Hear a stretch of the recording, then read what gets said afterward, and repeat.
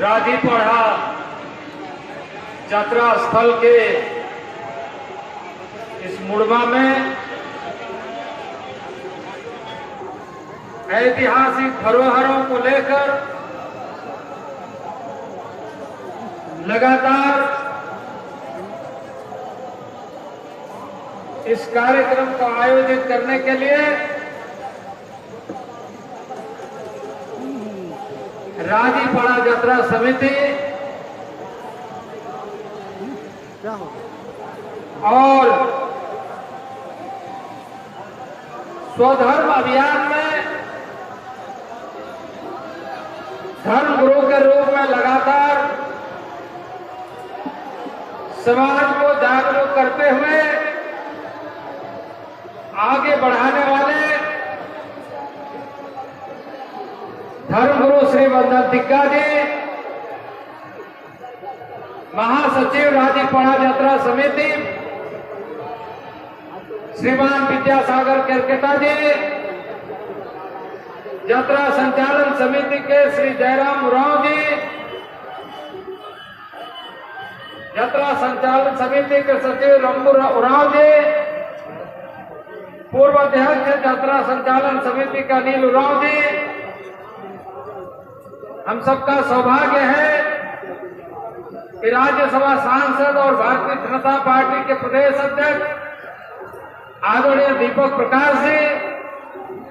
संगठन महामंत्री आदरणीय कर्मवीर सिंह जी,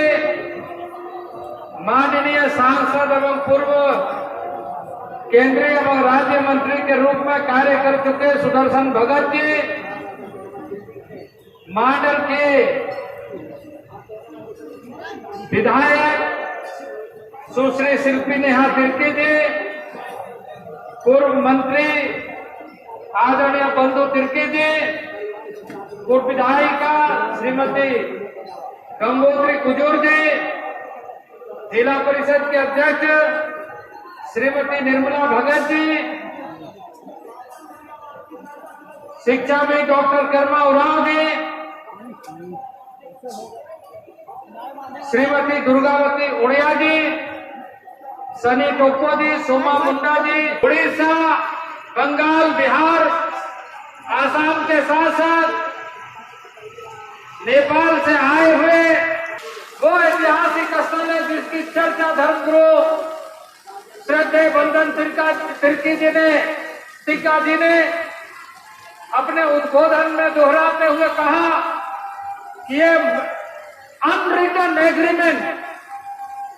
मुंडा और उरांव का एक ऐसा ऐतिहासिक स्थल है जहां लिखत पढ़त में नहीं बल्कि शब्दों की प्रतिज्ञा है,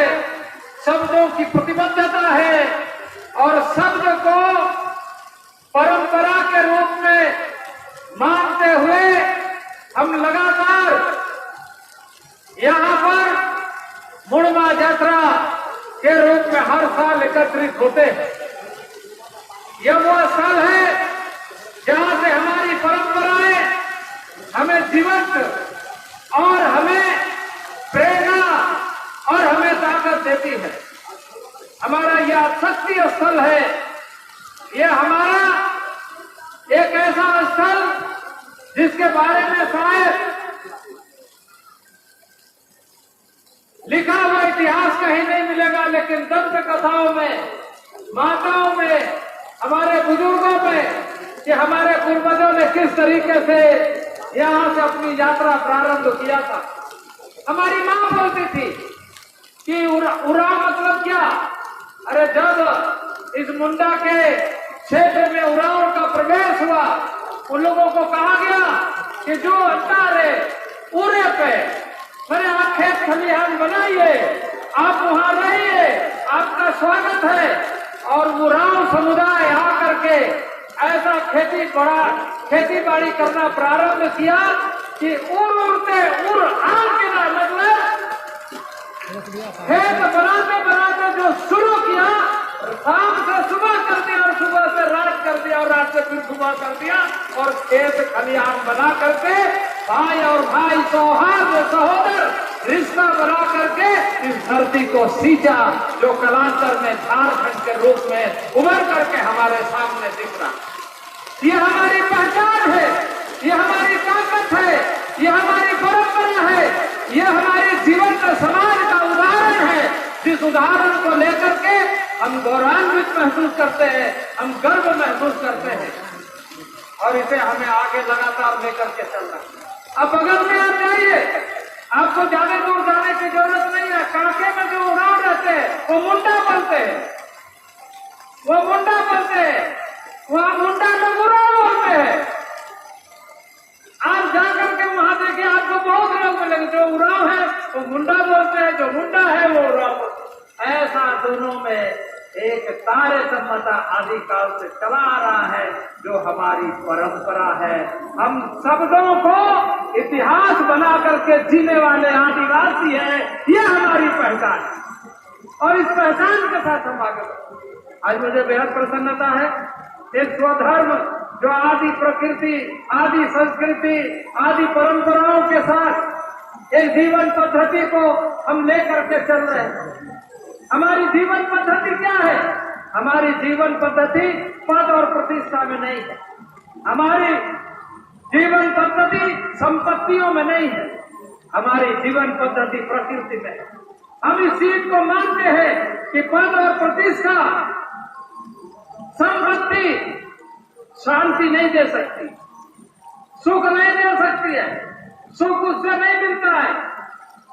सुख मिलता है जब हम प्रकृति का अनावरण करता है, आलिंगन करते हैं, उसको समझने का प्रयत्न करते हैं कि हवा में कितनी ताकत है, पानी में कितनी ताकत है, जंगल में कितनी ताकत है, पर्यावरण में कितनी ताकत है, इस धरती माता में कितनी ताकत है, जो अपने उदर से निकल करके हमारे उदर को भरने का काम करता है। वो ताकत अगर कोई पहचानता है तो इस देश का आदिवासी पहचानता है। इसलिए आदिवासी होने का हमें गर्व है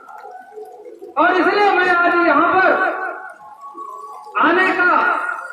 और आपके साथ सहभागी बनने का, और मुझे बहुत प्रसन्नता है कि आज नेपाल से हमारे आदिवासी भाई आए।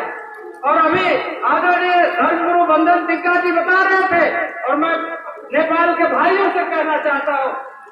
ऐसे तो यहाँ से देखा जाए तो बिहार कट करके नेपाल मिल जाता है, लेकिन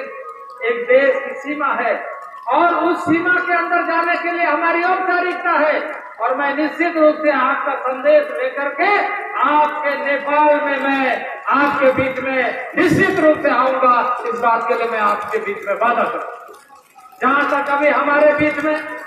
इन सारी बातों का उल्लेख किया है, निश्चित रूप से हमारी जागरूकता बढ़े, हम और संवेदनशील हो और चीजों को आगे बढ़ाएं। हमारी प्रकृति के जो अपनी चरित्र है, क्योंकि आदिवासी का परिचय, जिस चीज को हमने अभी चर्चा किया, उसका परिचय उनका चरित्र है, उसका परिचय उनके जीवन पद्धति है, उसका परिचय उनका परंपरा है, उनकी जीवनता है, उनकी संस्कृति है, जिसके लिए लिखा पढ़ी करके हम नहीं बल्कि भावों से अभिव्यक्त करते हैं। पेड़ों की छांव में बैठ करके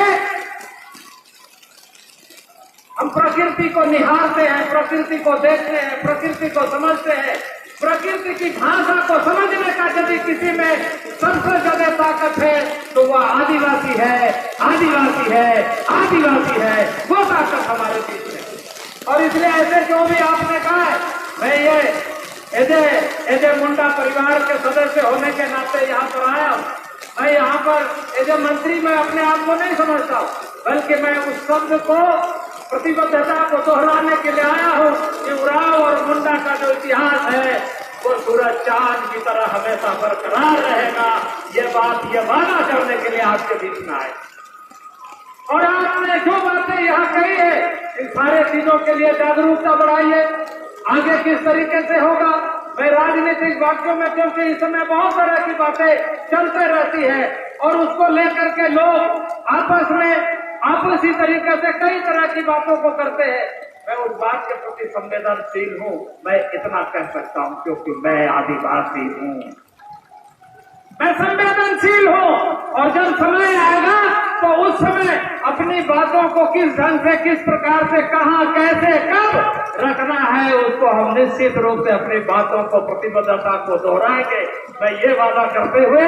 मैं समय कम है, मुझे 6:30 बजे यहाँ से अनिवार्य रूप से निकलना है, इसमें बहुत ज्यादा नहीं कहते हुए, आप भीगते हुए आप यहाँ पर पहुंचे हैं, आए हैं, अपने संस्कृति का, अपने उद्गार का, अपने भावनाओं का, अपनी परंपराओं का, अपने समृद्धता का, अपने संवेदनशीलता का,